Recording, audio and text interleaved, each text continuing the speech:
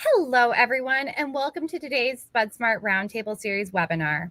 My name is Ashley Robinson, and I'm the editor of Spud Smart. Today, I'll be serving as your host for this webinar. Today's theme is keeping your Spud equipment squeaky clean. I'd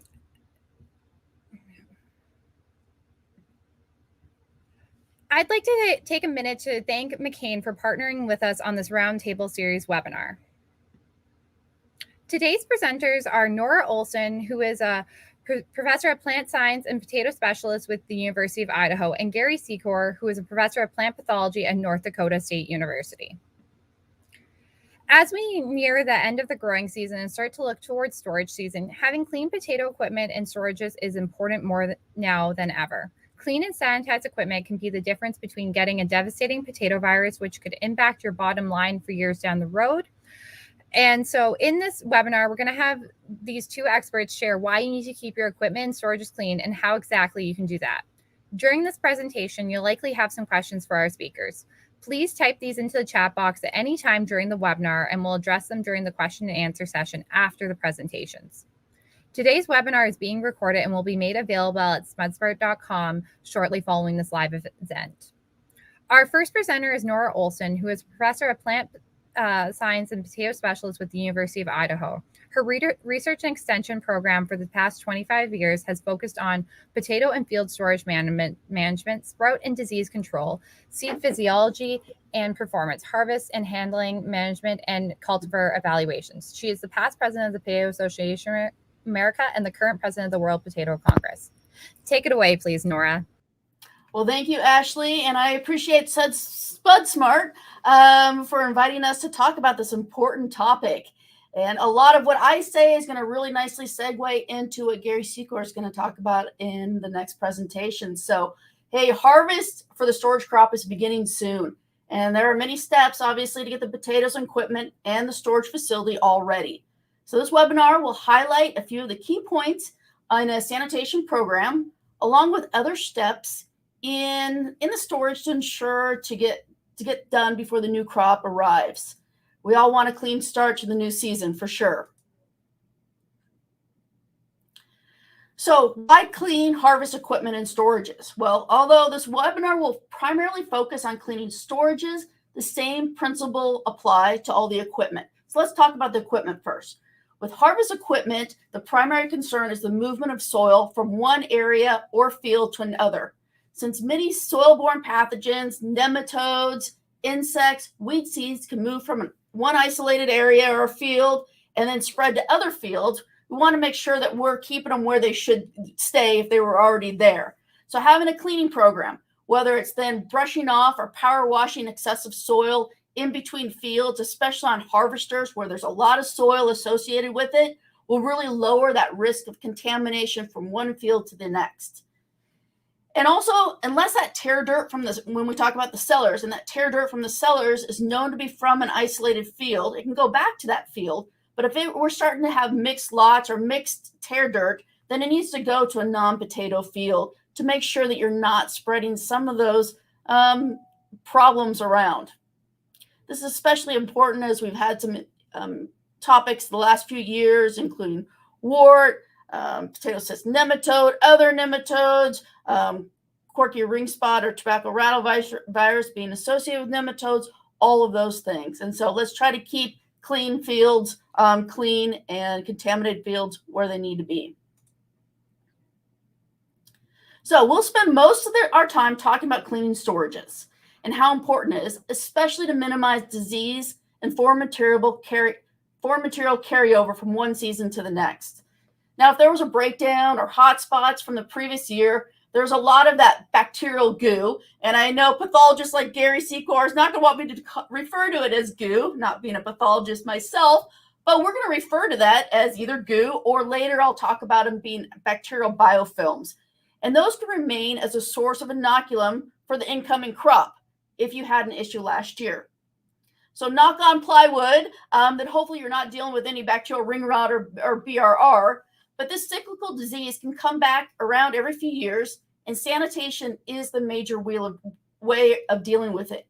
Now, it can stay on hard surfaces for 3 years and maybe even up to 7 years, depending upon what kind of surface you're dealing with. So obviously one where sanitation is going to be very important. Now, if you battle silver scurf, it can remain on various materials for up to 9 months. Again, maybe 3 months on plywood, 9 months on foam insulation. Again, if this is something that you're dealing with, and especially some of our thin skin varieties and our fresh potatoes that we're worried about how they're going to look, this is a key one, ensuring that you can minimize your silver scurf infection by having a clean storage system, clean storage. So cleaning a storage will lessen the risk of carrying over disease from one season to the next. That's a key thing. But also there are many food safety programs, including the USDA or Canada GAP, that require cleaning of storages. So of course, to be able to check off that list and ensure that you're meeting that criteria to sell your product into those markets, making sure that you have a clean storage and going through these points are going to be very important. And of course, the concern with foreign material. Talk to any processor, they obviously are very concerned about foreign material, whether it be wood, gloves, metal screws, all are major concerns for our industry, ensuring that the storage is clean of foreign material. So really the cleaning program, the sanitation program is really one objective, to lessen the risk. There's a risk of several different things, right? But it's really simple. There's 4 primary steps. The first step is to physically remove the soil and debris. Second step is application of a soap-based detergent. We'll talk about why we need that step. Rinse with water, if appropriate, for the disinfectant, and then you're going to apply a disinfectant. So really simple. There are companies out there that will do this for you that you can hire, but ensure that if you are even hiring it out, that these steps are taken care of and what you really want to be cleaned and getting out of your storage cleaning process. So the first step, physically removing all dirt and debris. Now this can be done with shovels, brooms, pressurized water, as in the case of this photo, but the key is to at least get the soil and debris off the surfaces. And this is especially important, with equipment as well. But many problems can be effectively eliminated by removing soil and debris. First step, absolutely. Now the whole storage, not just the walls and things that are easy to see, the whole storage needs to be thoroughly cleaned. And that's including walls, beams, insulation, cement, dirt floors, plenums, pipes, ventilation and humidification systems, you name it. Anything that you can think of that comes in contact or could be part of the whole system needs to be cleaned. This is a great example of a lot of soil adhering on these ventilation duct pipes. Now scraping floors, to clean any remaining debris, materials, and potatoes. And here is one sprouting and forming a new plant. Talk about carrying over last year's crop to the next. Not what we really want, especially if that happens to have some sort of disease associated with it. So if silver scurf or bacterial ring rot is an issue in the storage, removing that top layer of soil is a step to reduce the disease the following year as well. So scraping floors, getting it all cleaned up, ensuring that there's nothing remaining is a really important step as well. Now, if you have in-floor duct systems, they will need to be cleaned out to ensure proper airflow as well for the incoming crop. No matter what material you have or the type of storage, think of it in all ways that contamination can either occur to your potatoes or in this case would impede storage management and ensuring that you're able to store your quality crop. Make sure it gets cleaned and that you can start a new clean start to the year. Here's another great example of carrying over last year's crop or issues into this year's crop. Obviously not what you want. So again, cleaning all components of the storage really is important. And to get on my soapbox, no pun intended, or maybe a pun intended, for a few minutes, if using corrugated duct pipe like this, take the time to not only clean it, but to ensure they are straightened out. You can imagine trying to fit these duct pipes together, securing it with duct tape or plastic or whatever you do to do that to make sure there's no gaps is going to be virtually impossible. So which means that you're going to have uneven air distribution down the length of that duct. Potentially then you're not going to be able to deal with any disease issues that are in there. You're not going to get the proper ventilation that you want for the quality of those potatoes. and talk about not being able to deal with hot spots or even causing hot spots. So ensuring that you have the proper air distribution is vital at this time. So if you're going to go ahead and get your pipes cleaned and get them straight out, will help you to ensure you're delivering the air that you want. You figure that air is the lifeline to your crop. So take good care of it going in. So after cleaning, placing the ducts out in the sun, duct pipes out in the sun can help further dry out any pathogens potentially lingering around. Now, drying the ducts out in the sun without cleaning first is not as effective. And we're going to talk a little bit about why that is. So really that cleaning step is so important. With soap, detergent, all that kind of stuff, water, pressurized water is very important. So after you've removed all the soil and gotten all that off the surfaces, the next step is to wash the entire surface. And to wash an entire facility and duct pipes, as we already mentioned, with soap and pressurized warm or hot water. Now, soap-based detergents are particularly effective at dissolving dry potato sap, bacterial biofilms, or other residues that might be adhering to the floors, walls, or equipment. Now, some pressure washers may not have the power to reach all areas, so a ladder or other means to ensure good coverage may be needed. But this is the most important step in the whole cleaning process. Water with detergent. Thoroughly rinse all the clean surfaces before disinfecting, because disinfection will be less effective if the facility has not been cleaned and rinsed prior to application. And we'll talk a little bit why that is. So next, apply a disinfectant solution to all the surfaces. And that means, again, all surfaces, walls, plenums, duct pipes. And ensure it remains wet with the disinfectant solution for about 10 minutes. And Gary's going to talk a little bit more about why that is and some of the research associated with this. Now, this length of exposure, though, has been shown to effectively kill pathogens on equipment and in the storage facility. So very important to make sure that that is lingering for that kind of time with that disinfectant. Important, though, too, is to check the disinfectant label to see if rinsing is required and be sure the product is labeled and registered in your state or province.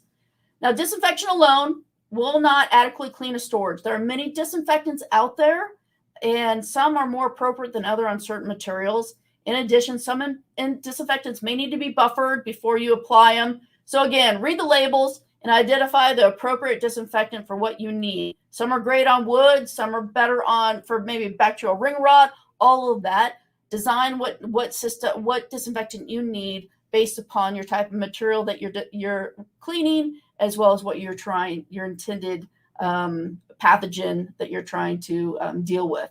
Again, Gary Secor will go more into details on the effectiveness of disinfectants. So why do we stress removing all the dirt and debris first? This is actually, as I mentioned, can't stress it enough, the most important step in the cleaning process. So here's an analogy. Let's look at this. Now I'm wanting to clean my muddy hands. Option A would be to just apply the disinfectant directly to my hands, right? Not as effective, since it won't clean off all the dirt off my hands. You're going to need a substantial amount of water to do that. Plus two, many disinfectants become inactivated with organic matter or organic load, such as dirt. So really, you're just putting it on there and it's becoming inactivated and not able to get to and kill what it needs to. So again, disinfection alone will not adequately clean a storage. We need to get all that dirt and debris off of there first. So option B would be to apply the disinfection to clean hands. So these have been cleaned with soap and water, all of that. A lot more effective. You can target and actually kill the pathogen that you're intending to kill with that disinfection. But there is one other step that may be necessary in between, and that's rinsing, right? Rinsing after cleaning with soap. And that's because some soaps can interfere again with disinfectants. And so look at the label and see if a rinse is needed. But again, regardless of you need a rinse or not, you can see how much more effective a disinfectant is going to be at actually getting to your pathogen if you get all that dirt and debris off of there first. So cleaning with soap and water, just as we were told as little kids, is the most important step in the whole sanitation process. So bacterial ring rot is a great example of why cleaning and sanitations are so are important, as well as how effective they are too. So all 4 of these steps are important in ridding equipment and storages of bacterial loads. So here's an example. We already talked about that goo, bacterial goo, or what they also can be referred to as bacterial biofilms. And these BRR, bacterial ring rot, and other bacteria can survive under pretty harsh conditions. And they do so in clumps or films of cells surrounded and protected by dried bacterial slime, dried plant sap, and other materials. Now, these are the structures that are referred to as biofilms. So they really are trying to survive and shroud themselves. So biofilms not only allow bacterial cells to survive, but they can also be very difficult to dissolve and remove as well.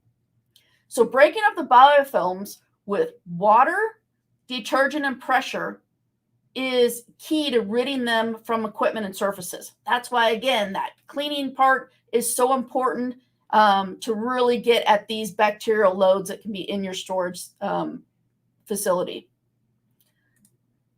That allows that disinfectant to really come in contact with those bacterial cells and to effectively kill them. Otherwise, they're going to be protected by that biofilm, and you're not going to effectively get to those cells and kill those off. So this is why disinfection alone is not as effective. It needs to be part of the 4-step process. So once the storage has been cleaned and disinfected, close the doors for a couple weeks if you can, if you have that luxury, and that will help kind of further break down any pathogens lingering on those surfaces because it's coming in contact with that disinfectant and water and so forth. Once that occurs, then you can open up the doors and let the storage air out, just like you did with those duct pipes. You're letting some of that hot air go in there, help to dry things out.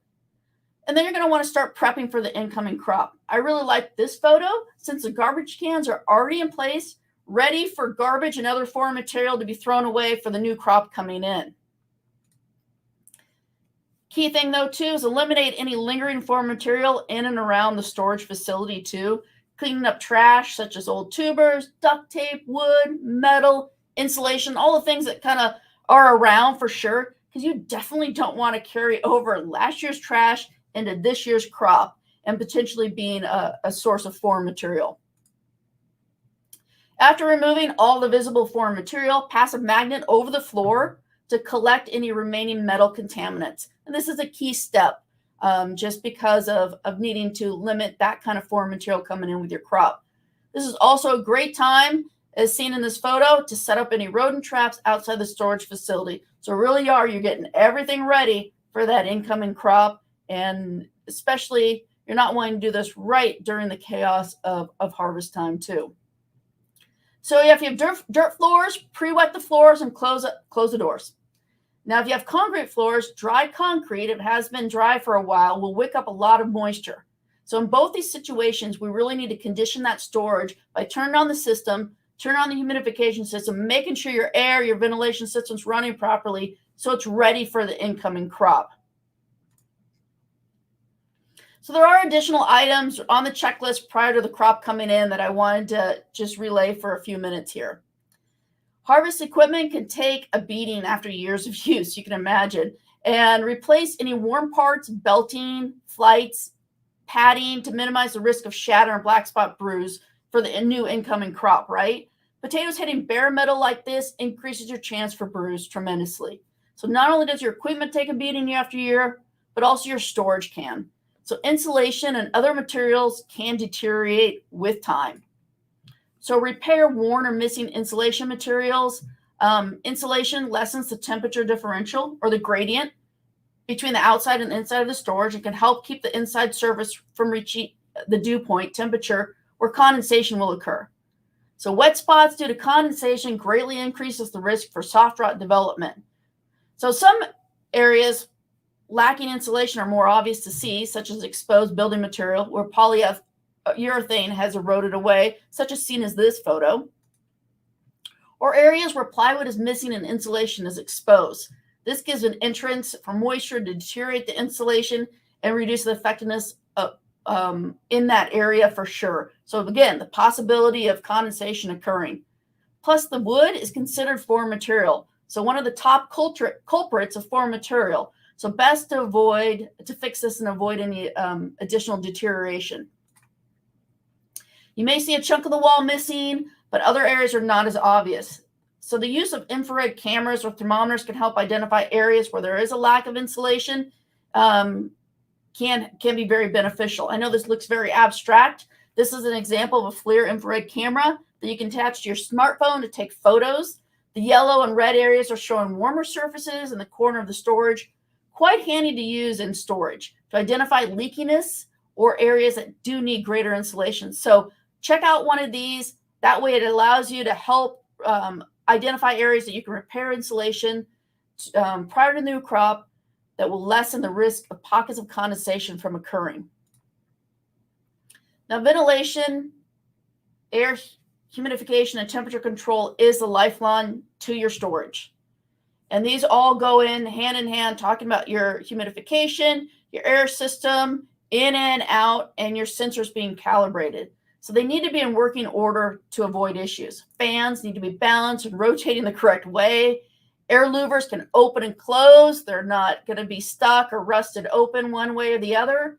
Calibrate and replace all computerized sensors used to control functions. So remember, the control of the storage environment is based upon the accuracy of these sensors. So ensuring they are functioning properly is really important. An outside temperature sensor that is 2 degrees off can make a tremendous difference in the amount of runtime during harvest and load into storage. So make sure that those are functioning properly. And if you're going to be harvesting in a warm conditions and you store that crop, make sure your refrigeration is ready to go as well. The evaporative cooling pads are efficient means to cool and humidify the crop. Check the cooling pads for mineral deposits and clogged flow paths. This mineral deposits or anything clogging that system will lower the cooling and humidification capability, increase the static pressure going through your building, and restrict airflow of the system. Now, a clogged evaporative cooling pad increases the risk that the intended ventilation rate is not being provided. So replace or update them as necessary. Last 2 things is know the volume of potatoes that you're going to bring into that storage. Draw the line, know what your system was designed for, on how many feet high or meters high that you can go. Mark the duct ports. This helps with knowing which part of the field went into what area in the storage in case you have to backtrack or shift in fields or days or temperatures. All those things that are going to help you address on how to manage that crop based upon that. And knowing what duct number it is really helpful. Also, you're going to need all eyes and noses on the stored crops to ensure all lights are working and that there's no damaged walking areas such on the catwalk, so you can easily access and observe your crop as many times you need to without worry of any kind of hazards. So lastly, start fresh or clean going into the new storage season. It's a brand new crop with its own issues, so there's no reason to hold over issues from last season. Start fresh. So ensure the equipment and storages are ready, operational and conditioned, and it's great value to know the crop, working knowledge of the incoming crop to help make any management decisions on the fly. Maintaining the quality is the goal of all the storage management decisions. So having a clean storage and working systems will help make that happen. With that, I am done, Ashley, and we can turn it over to Gary. Thank you so much, Nora. Yeah, thanks, Nora. Remember, if you have any questions for our presenters, please type these into the chat box anytime during the webinar, and we'll discuss them during the question and answer session after the presentations. That's a really good job, Nora. And next up, we have Gary Secor, who is our final presenter. He is a professor of plant pathology at North Dakota State University. And Gary is from Bozeman, Montana, and has a Bachelor of Science and a Master of Science degrees from Montana State University and a PhD from the University of California at Davis. He began his potato career in Montana as director of the first potato virus testing lab in the United States and has worked with numerous other potato diseases during his 43-year career at North Dakota State University, concentrating on disease discovery, diagnosis, management, and grower education. Gary works closely with the potato breeding program at North Dakota State University and has been interim potato breeder. In addition, he also works with sugar beet diseases, including fungicide resistant management of Ceresco leaf spot, and he teaches classes, has graduate students, and enjoys lake time and international travel and work. Take it away, please, Gary. Thank you, Ashley. I hope my microphone is working well, and I'm happy to be here. Thank you, Spud Smart, for having me here, and it's always a pleasure to follow Nora because she's always so inspirational, but she's very difficult to follow because she said many of the things that I'm going to talk about. So there'll be a little bit of repetition in what I'm going to present, and I'm going to concentrate more on managing pathogens in storages and how to control those and what to control, what the targets are, what are not the targets. And a lot of this is really directed at the seed potato growers because the seed potato growers do not want to give disease to their customers, the commercial growers. So anyway, I'm going to talk about potato equipment storage cleaning, targets, and procedures. Okay, let's see.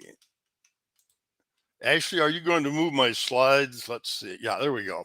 So as you all know, potatoes get lots of diseases. The pathogens that cause these diseases, bacteria, fungi, nematodes, viruses, always accompany the potatoes.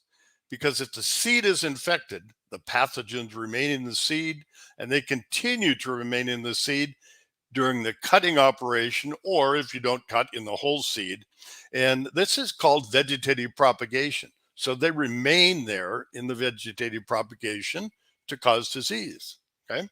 So most of the pathogens that affect potatoes cannot persist outside of a live potato, or they do not spread in storage, or by equipment and handling of potatoes. So these are not the sanitation targets, but some of the pathogens can. So what are the targets for sanitation? So if I start with proper sanitation with disinfectants kills the potato pathogens and all of the microbes that are on the equipment and storage surfaces, okay? But these surfaces are not the source of infection for most of the potato diseases. So sanitation does not reduce disease for many of the pathogens. They're not the targets. So here's some examples of what's not the targets with disinfection and sanitation. Soft rot bacteria, Pectobacterium indicia. These bacteria don't produce endospores for long-term survival. They're susceptible to drying. So when the conditions become dry, they die. So it's easy to remember when it's dry, they die. These bacteria only persist for about 6 months on equipment or in soil. So we don't worry about these from one season to another. And in the soil, they last less than 6 months. So these soft rot bacteria, they naturally die when things get dry. Okay.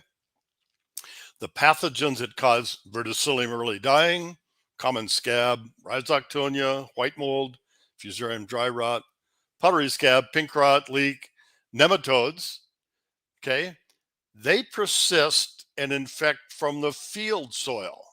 Infection comes from the field, not from storage or equipment. Okay. So they're not going, the pathogens in storage are not going to infect those potatoes when they're put into storage. So these are not targets for disinfection and sanitation. The late blight pathogen needs a live host to survive and cannot persist on storage surfaces or equipment. So the late blight pathogen Phytophthora is not a target either. Okay.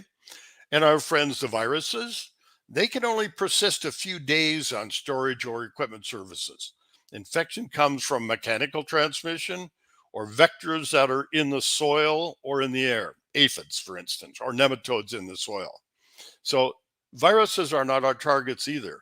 So most of the pathogens that we deal with potatoes are not targets for equipment and storage, disinfection and sanitation.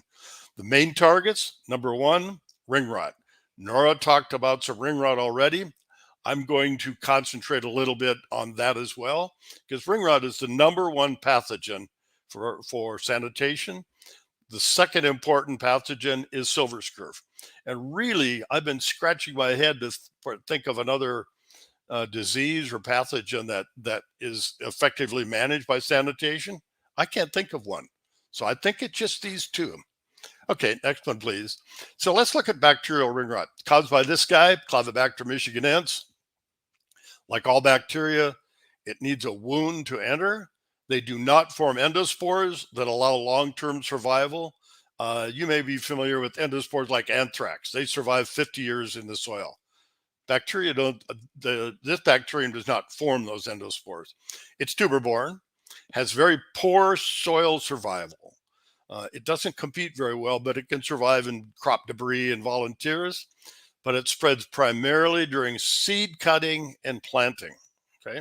It causes chlorosis, like in the plant in the upper right-hand corner, necrosis, it causes wilting, it causes tuber rot, rot of the vascular ring, as you can see here, and it causes cracking of the tubers because of the turgor pressure of the decay causes in those tubers. So it's got some really nice symptoms with it. And this bacterium that Nora talked about, biofilms, this bacteria is the master of producing biofilms. It produces a bacterial slime that's composed of polysaccharides, long chains of sugars that are great biofilms that protect these bacteria from adverse conditions like heat and drying and freezing, and those conditions that would kill the bacteria. Those biofilms protect them. And biofilms, a good analogy for biofilms, when you brush your teeth or when you don't brush your teeth, you get that film on your teeth. Those are biofilms.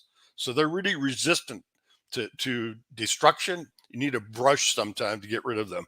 Okay, let's go to the next one. So managing bacterial ring rot, because those biofilms allow it to survive, okay? The best management for bacterial ring rot, of course, is to avoid, okay? The best way to avoid that is to buy certified seed, okay? And certified seed, it targets viruses and bacterial ring rot. And the third inspection is for bacterial ring rot at 90 days because it doesn't show till the end of the season. So there's a special certification in there so you can be better assured that you're not buying ring rot in that seed. And there's a zero tolerance in seed lots. If they find one plant, the whole seed lot, the whole farm is rejected from certification, and they've got to flush all their seed. Okay, so we really rely on certification to identify seed lots that are infected with bacterial ring rot. Okay, but most importantly, and these are some things to remember, plants and tubers can be infected with CMS, the bacterial ring rot organism, and not show symptoms. They can be latent for up to 3 generations, but they can continue to spread when that seed lot is cut and increased and cut and increased and cut and increased. So the bacteria can spread for 3 years and nobody even knows it's there, okay?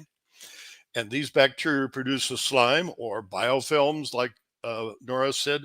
This enables them to survive on equipment and storage surfaces for 1 to 3 years. So they can survive in the seed, they can survive on the equipment and storage surfaces.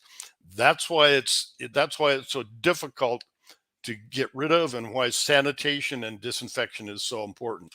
So really, one of the things is to sanitize all the equipment and storages. Okay. So this is most important for seed growers to prevent selling seed with CMS to their customers, and for commercial growers to remove sources of CMS. So it's necessary to clean and sanitize all the equipment like trucks and trailers, wooden seed boxes, machinery, cutters and planters particularly, and storage surfaces. Basically, seed potato growers should do this annually, and they should sanitize anything that comes in contact with potatoes, and pay special attention to the seed cutting rollers. Some of the older ones had open cell foams that allowed moisture to accumulate in the foam, versus closed cell that doesn't allow the moisture to enter the foam. If you have ring rot, those bacteria get in the foam cells, get in the foam, and stay there until the next year when they get wet, and then they start oozing bacteria again. So make sure you have a closed cell foam roller.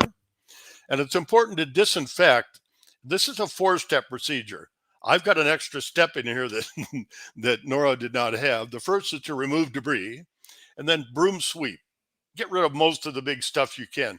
And then again, pressure wash with soap and water. Really important, because this removes organic matter. And of course, potatoes are either dealing with organic matter, soil and potatoes. That's all organic matter. And organic matter basically inhibits the disinfectants from working. So if you get a lot of soil, it just neutralizes the disinfectants. Then the 4th step is to apply the disinfectant. Okay. So this is a table from a bulletin that we put out a few years ago, and I'm going to highlight some of the things from this. And what you should know is that most registered disinfectants work. So if they've got an EPA or an FDA registration, they're going to work because they've been tested against bacteria. So they're going to work. And it's important to follow the label recommendations. If it says dilute 1 to 10, don't dilute 1 to 5 to make it stronger, because it needs a 1 to 10 dilution to activate it properly. And the key to all this disinfection, they have to be wet. The surfaces have to be wet for 10 minutes. Okay, 10 minutes minimum will kill the bacteria. 5 won't kill them all. It'll make kill 80%, but now you still got 20% less. The most popular ones that people use are the bleaches, sodium hypochlorite, although you can use calcium hypochlorite as well, and the quaternary ammonia compounds. Everybody says, huh? What are quaternary ammonia compounds? They're called, some people just call them quats, but they end with O-N-I-U-M, onium. Like one of them is benzalkonium chloride. And there's a bunch of these. There's a lot of benzalkonium chlorides with lots of different names that are used in the dairy industry, the potato industry, the food handling industry. They're all very effective disinfectants. Okay, so in this table you can see quaternary compounds, you can see inactivation by organic matter, safety, corrosiveness to metal, because some of these are corrosive, shelf life, and some comments. So I'm just kind of briefly go through this table a little bit. The quats, they're not corrosive, lots of different brands. Okay. Hypochlorite, it's caustic, it's an irritant to people, it's corrosive to metal. Okay. Most of the bleach is a 5.25% bleach, and that's stable for 6 months. Diluted 1 to 10 works very, very well. But if you look at this little paragraph here, you can make a quick acting and inexpensive bleach solution by mixing 1 to 50 with water and dropping the pH to pH 7 instead of 11, so it's not as caustic. Okay, so you can mix 1 part of bleach, 200 parts of water, and 0.6 parts of white vinegar, gives a final concentration of 256 parts per million, but at pH 7, so it's not as caustic. That's kind of a fun thing to know. Iodine is relatively safe, but it loses activity when you dilute it sometimes. Phenolic compounds are ones like Lysol that smell good, got a lot of fragrance, they work. You can also use chlorine dioxide, but it's a little toxic to metal. So these are the basic ones. Probably the most popular are these quaternary ammonia compounds and hypochlorites. Okay, let's do the next one. So this is an ideal disinfectant. Okay, if you look at a disinfectant and you think you want to define an ideal one, it's got a high germicidal effect. It's been tested and it kills bacteria, even those that have biofilms. It works rapidly, 10 minutes.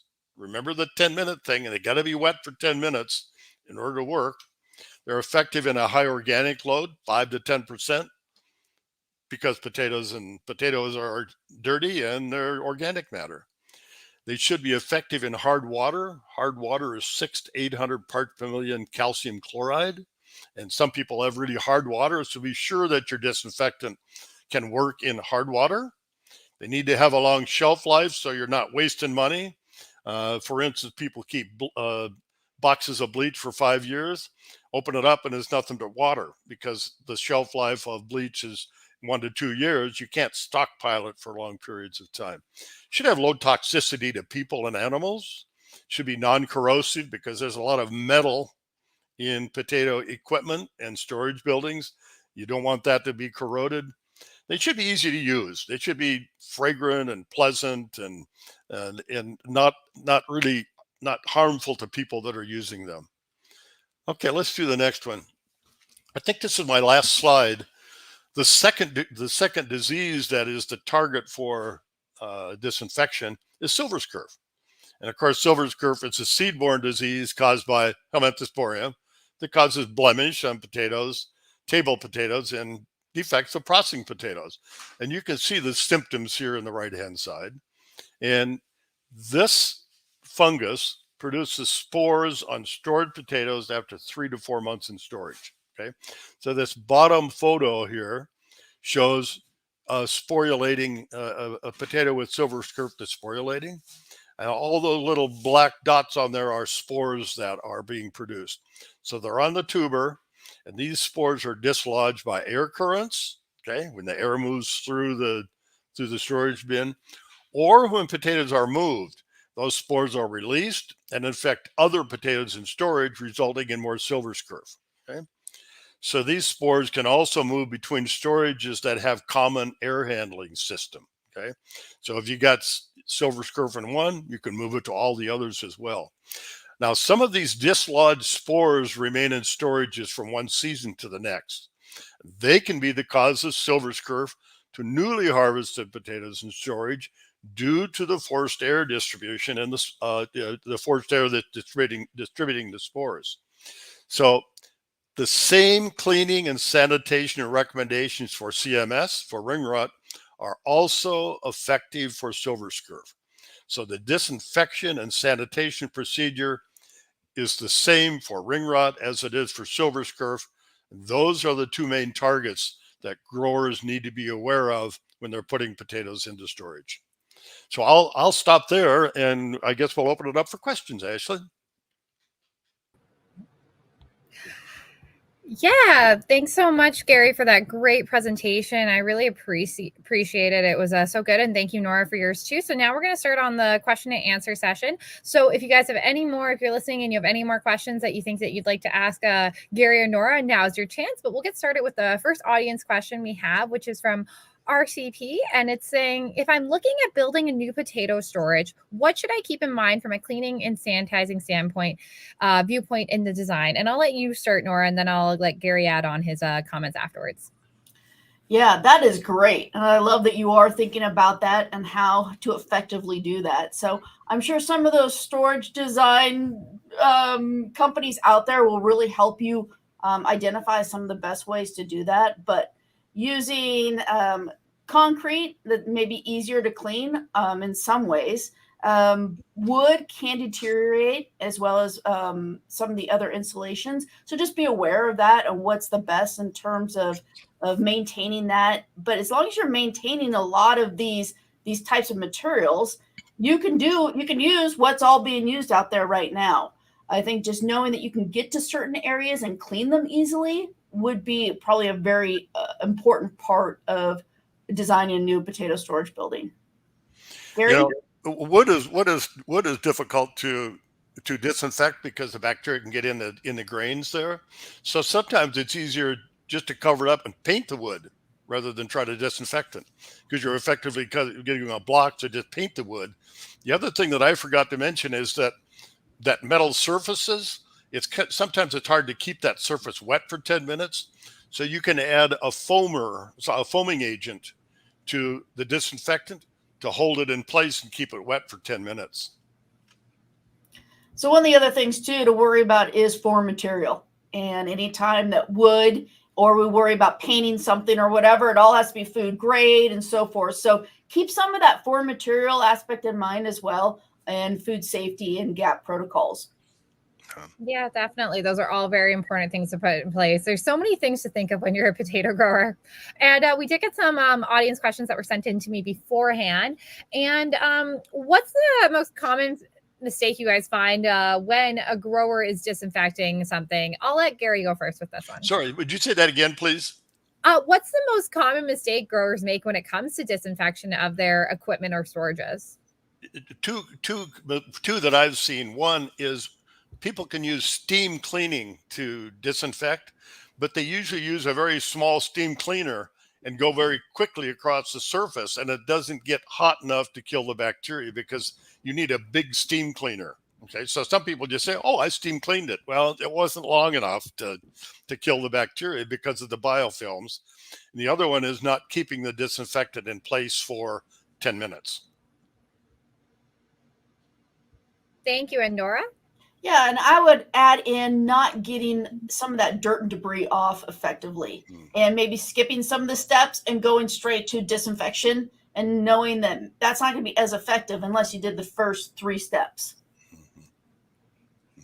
Definitely. It's always a process when it comes to these things. And I know when some people are working on doing this disinfection, it's a busy time of year. So it's not always like an easy thing. They're like, I want to go out into the field and do this, or I got to go scouting. Like there's other things to do, but it's really important long term if you want to be able to pull out that crop nice and fresh and healthy in May when the processor's asking for it. So it's really important that you follow every step. We have another and the storages are so big now that a lot of people don't have the patience to take the time to do the proper disinfection. So they're just huge. Yeah, definitely. Yeah. And we do have another audience question from P&K Vanderzag Farms. Unfortunately, they've been having a lot of issues there in Ontario. If you guys had seen, you have had some bad news out of there, sadly. They've been dealing with a significant late blight infection there. And going into harvest season, how would you recommend that they reduce the potential for spud and storage? Do you want to go, Nora, or do you want me to go? You go ahead, Gary. That's a pathology question. Well, there's a couple of things that you can do. And one is phosphorus acid going into storage. I mean, that will not cure the late blights there, but it'll prevent it from spreading in storage. Okay. And the other thing that's really important is potatoes are going to sporulate. Potatoes with late blight can sporulate in storage, but they can only infect if there's free water on the potatoes. So if you can do everything you can to prevent free water on those potatoes, like lots of air movement, reduce humidity, you're not going to get any spread or any additional decay in the storage building. Okay, you're going to have a little sacrifice with shrink, but it takes 12 hours of wetness for late blight spores to infect. So if you can get rid of that moisture, so you don't have free moisture like dripping from the ceiling, that's really going to limit the amount of spread in storage. Good tips, Nora. Yeah, I would echo. I think what Gary said is perfectly spot on. Some things too is to get that temperature down at harvest when you first put them into storage. The lower end of your curing temperatures, that will help too, being at those lower temperatures. Reducing humidification, obviously there's consequences to that, but that will help in terms of battling any kind of condensation events, as well as just having lower humidity, because you will be, with some of the breakdown of those infected potatoes, you will be dealing with moisture just coming off of those potatoes alone too. So yep, strong ventilation program, looking at your humidification, seeing if you can be at a little bit lower temperatures, and using some sort of phosphite or phosphorus acid going into storage will be effective, or hopefully help you out. Potatoes with late blight do not break down in storage. They usually break down from secondary soft rot, and then that spreads in the pile, and that's where your losses come from. So if you only have late blight and prevent the secondary soft rot, your storages will be just fine. That's all really good information, because I know there are quite a few growers are being impacted right now by late blight in Canada, sadly. And we have another audience question. This one is from Alvera Garcia Fernandez, and they're tuning in from El Parque, Chile. And I'm sorry for mispronouncing the name of that place. I'm very sorry. But they're asking, what about powdery scab? Can it be spread by the equipment? I want to say hello to my friend Alvaro. Alvaro, I know you. Hello, ¿cómo está? I hope you are muy bueno. So anyway, powdery scab, the organism, can be spread in the soil that gets on the equipment. So powdery scab is a soil inhabitant. It loves to stay in the soil. It can stay in the soil 14 years. It produces spores that persist a long time. So if you're moving soil on the equipment from an infested field to a clean field, you're moving powdery scab with the equipment. So if you know a field that is infested with powdery scab, disinfect that equipment, just like we talked about, by washing and disinfecting for 10 minutes, getting rid of all the soil in there. That's the best you can do. Thank you. And Nora, do you have anything to add to that? Absolutely agree. Just trying to remove as much soil on any kind of equipment moving from field to field will lessen that risk or that chance of spreading a disease like powdery scab into a clean field. And it's amazing. So many of these pests that we see spread from field to field, you'll see it right where you're typically entering the field. That's when you're first going to see it show up, just because you are spreading it by your equipment. Yep. And then it spreads from there. And the same is true for nematodes. They spread the same way. Powdery scabs, nematodes, anything in the soil, verticillium, any of those pathogens are going to spread with the soil moving on equipment from field to field. And we have another question that was emailed in before. And of course, we talked a lot about there's a lot of different things that you can do, of course, that are really kind of those classic ways to disinfect. But of course, we always see a lot of new technology coming into the ag space. So is there any new technology that can be used for disinfection, or anything that you guys see on the horizon that might be able to help growers out with keeping their storages and equipment clean? You want to go? I'm not.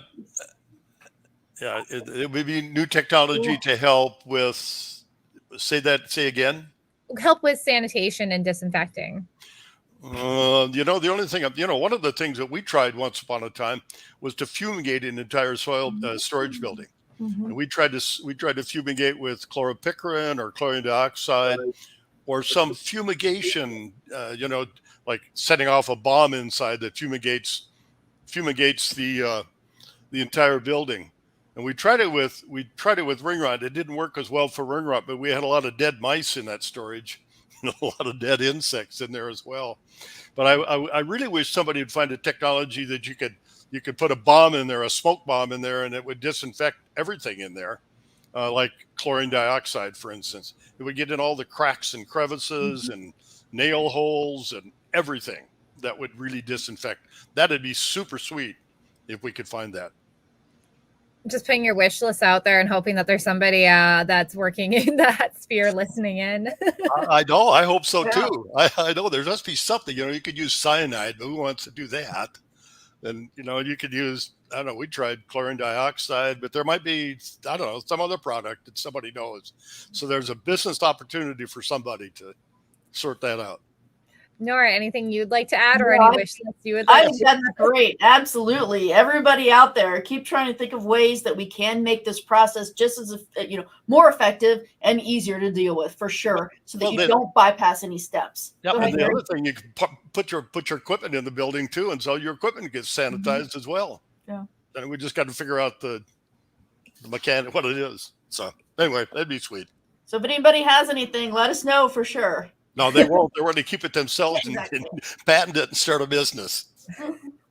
But if you need the research side or anything, you could let Nora and Gary in on it, and they'll help you make sure to get all that side of things done and market it to their growers. Yeah. Okay, well, unfortunately, that is all the time we have today. Thank you so much to Gary and Nora for sharing your expertise. I really learned a lot myself, and I'm looking forward to reviewing what you guys shared with us today and writing a story up on it. Well, thanks for having me. Appreciate it.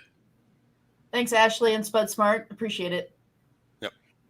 And once again, I would like to take a second to thank our sponsor, our webinar sponsor, McCain, who made this webinar possible today.